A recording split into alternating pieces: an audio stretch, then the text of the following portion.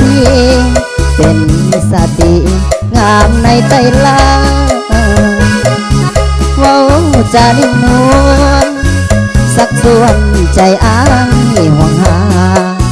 เห็นแล้วใจปรารถนา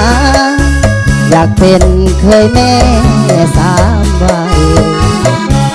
สาวคำขี้ไก่บ้านไก่อย่างบึงก็มีหูพางผิวพันก็ดีแต่อายนี้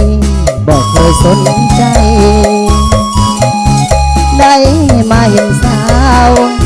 เขาย้อยผู้งามดีไลเห็นแล้วซาบซึ้งตึงใจอยากได้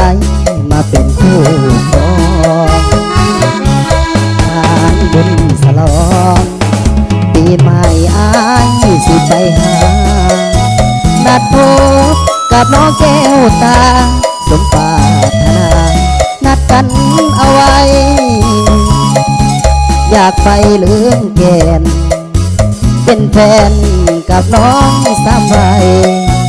ถ้าหากตกลงปงใจหักอายได้บ่น้องเหงาสาวบ้านอย่างเก่าหากเจ้าบ่มีวันจางบ่มีแนวอ้างเทียบเจ้าเหนือสิ่งเทียบปานสำเนียงเสียงเว้าเขาโย้ยสืบทอดมานานลงหาเจ้าแล้วน้องทานตาหวานสาวบ้านยามเก่า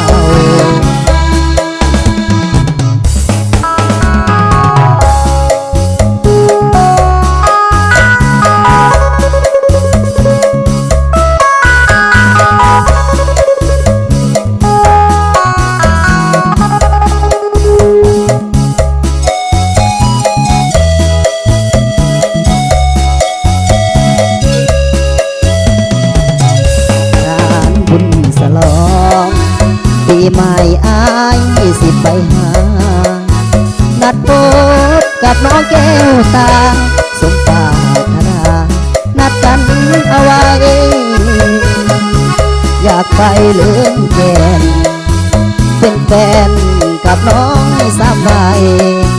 ถ้าหากตกลงปงใจหักอายได้บ่น้องเหงาสาวบ้านอย่างเก่าหากเจ้าบ่มีวันจางบ่มีแนวอ้างเทียบเจ้าเหนือสิ่งเทียบปานสำเนียงเสียงเว้าเฮาโย้ยสืบทอดมานานลงหาเจ้าแล้วน้องทางตาหวานสาวบ้าน